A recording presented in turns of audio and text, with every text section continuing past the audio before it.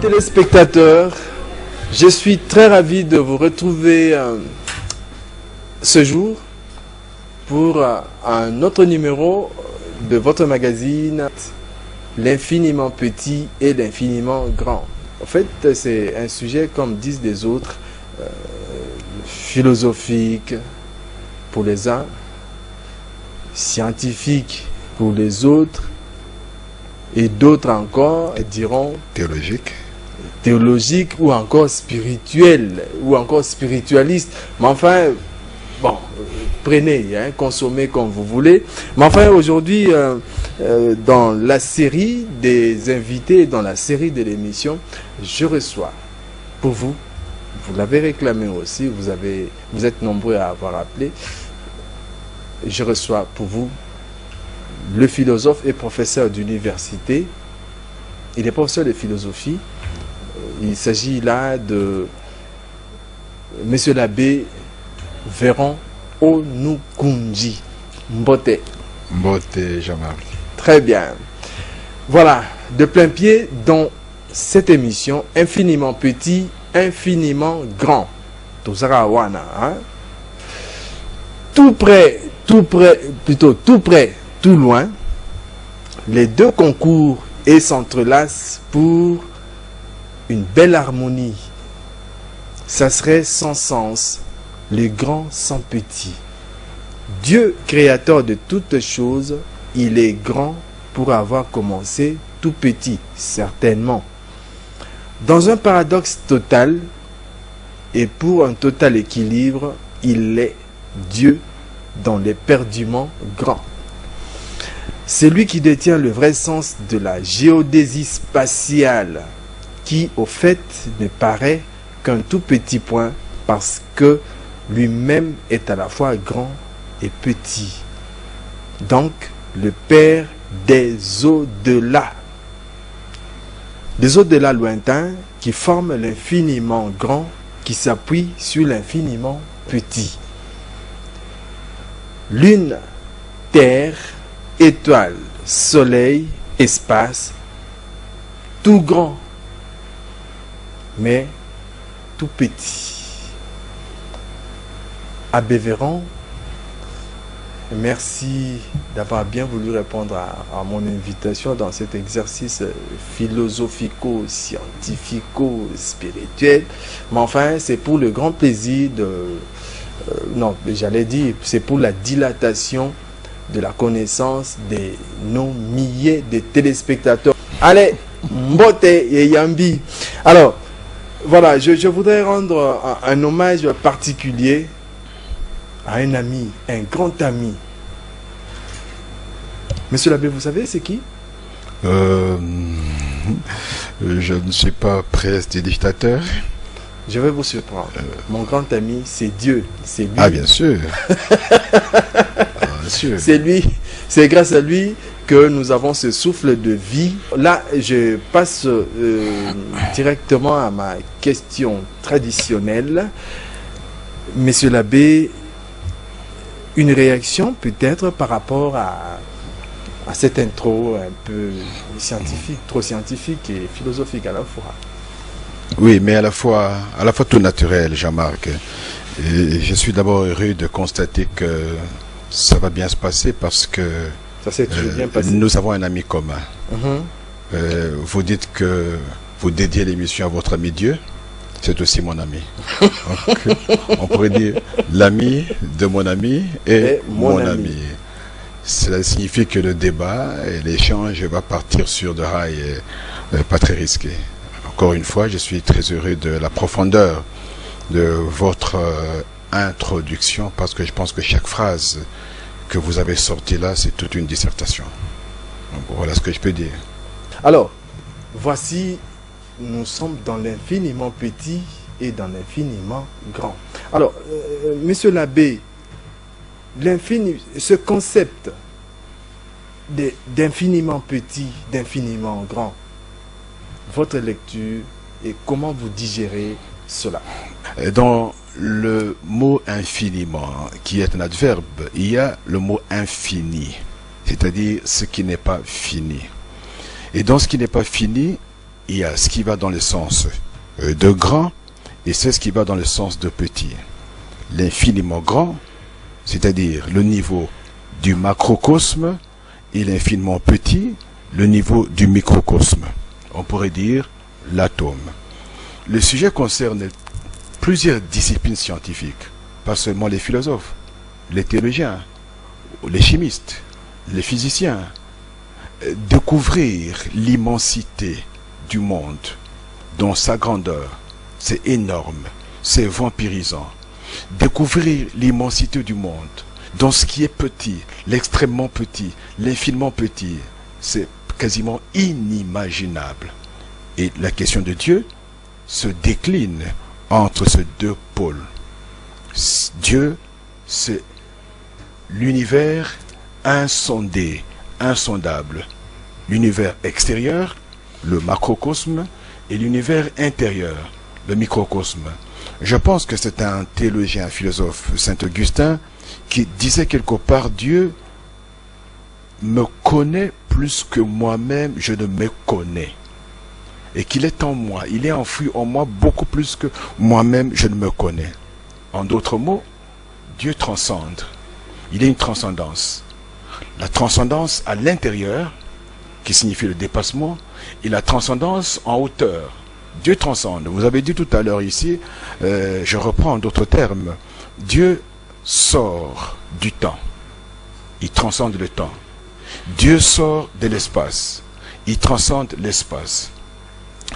Et de ce point de vue historique, temporel, il est l'infiniment. L'infiniment. Celui qui sort du temps, qui dépasse le temps. Dans l'espace également, il dépasse, parce qu'il est avant les espaces. Il est avant les espaces. Il est l'insondé, il est l'insondable.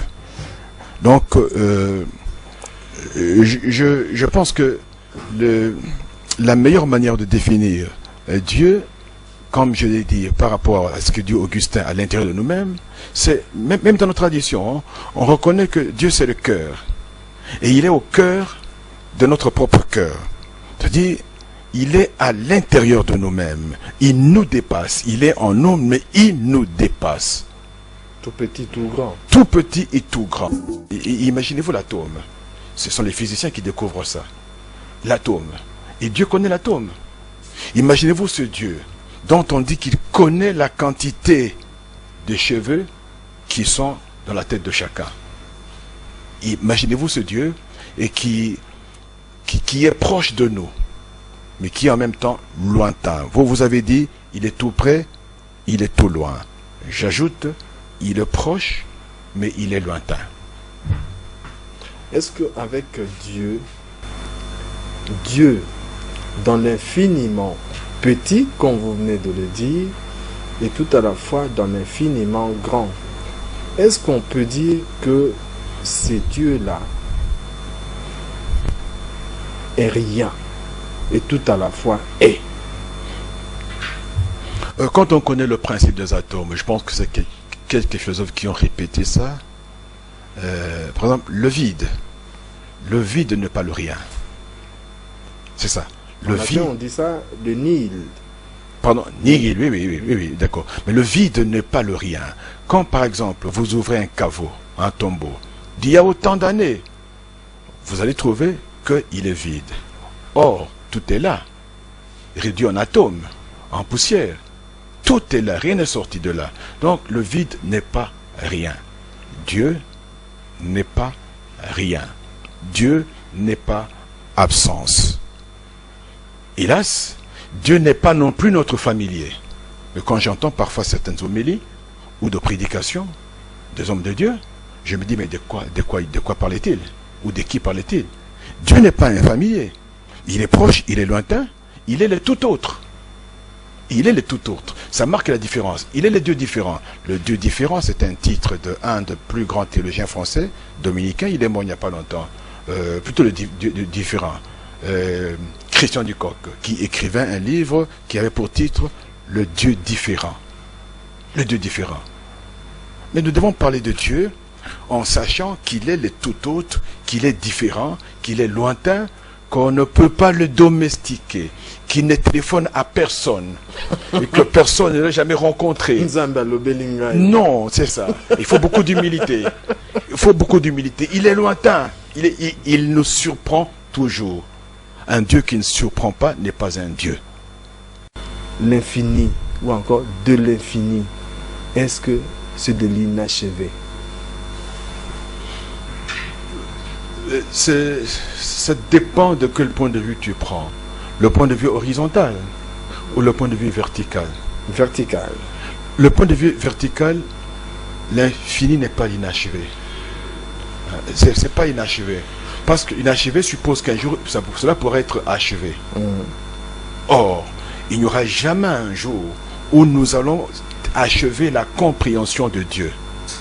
Nous ne faisons que des essais, des tentatives de compréhension, de soupçons. Dans le rapport entre l'homme et Dieu, il n'y aura pas un moment de notre vie ici-bas où nous allons nous dire, cette fois-ci, vraiment, nous le connaissons. Dieu, c'est comme un horizon. Plus vous vous approchez, plus il recule. Ça s'éloigne. Plus il recule. Donc, ce côté-là, on ne peut pas dire ça.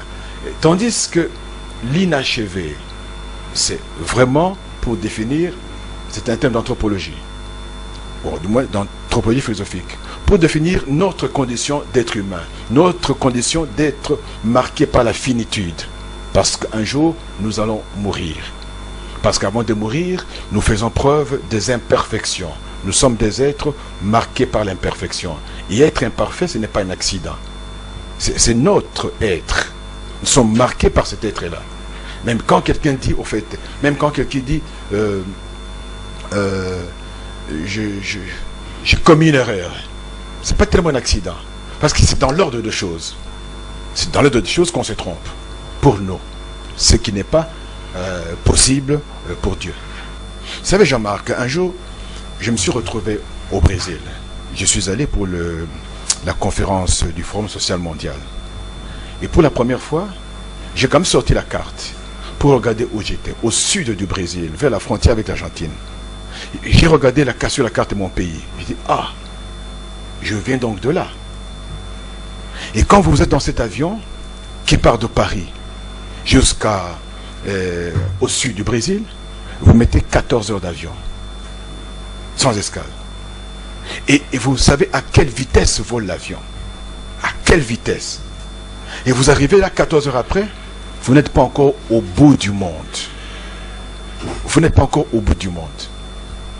Mais quand vous pensez que chez nous, pour montrer comment le concept est relatif, quand quelqu'un quittait Kikwit, il y a quelques années seulement, pour venir à Kinshasa, il était au bout du monde. Il était parti extrêmement loin. Quand un jeune homme allait prendre une femme dans le village à côté, il est parti loin, et très loin. Et aujourd'hui? Aujourd'hui, regardez comment les concepts. La science aidant? La science aidant, le monde se rapetissait. Se rapetissait. Ce n'est pas parce que ce ne sont pas les distances qui sont devenues moindres, mais c'est la perception avec les moyens de déplacement aujourd'hui.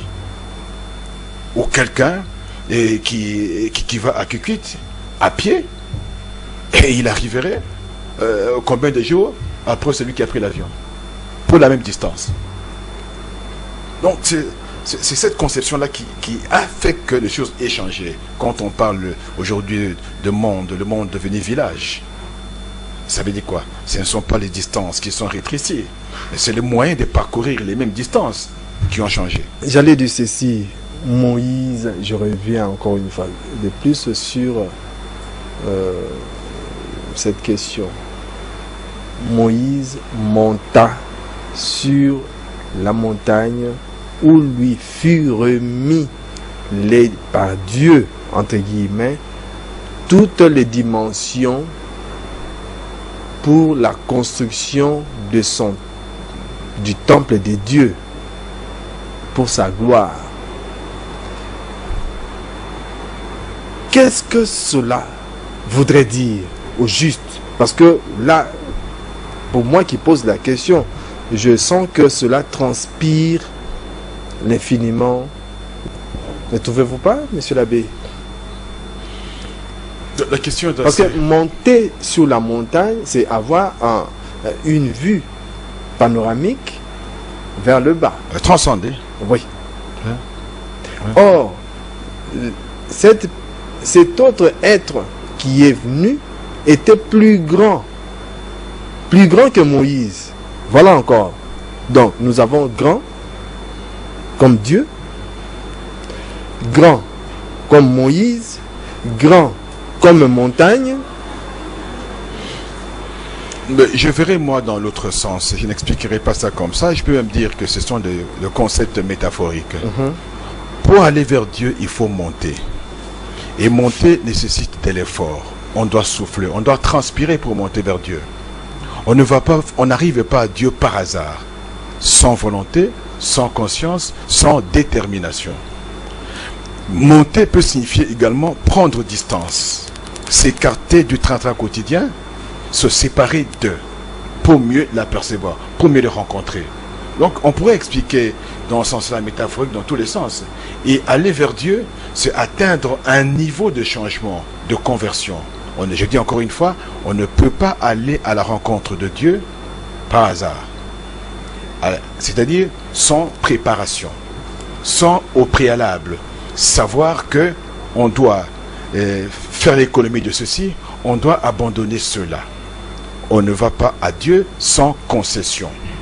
Il faut abandonner quelque chose de soi. Il faut s'essouffler, il faut courir, il faut se dépasser, il faut arpenter. Arpenter les cimes demande de l'effort. Tout ce qu'on fait au quotidien, les sacrifices, la prière, les jeûnes, ça ce sont autant de manières de monter. Chers amis téléspectateurs, intéressant, et j'aurais bien voulu continuer avec Monsieur l'abbé Véron Onukundi. Malheureusement, merci de nous avoir suivis. Tout ce que je peux pour vous, c'est vous donner toute ma chaleur. Allez, je vous embrasse tous. Au revoir et à la prochaine.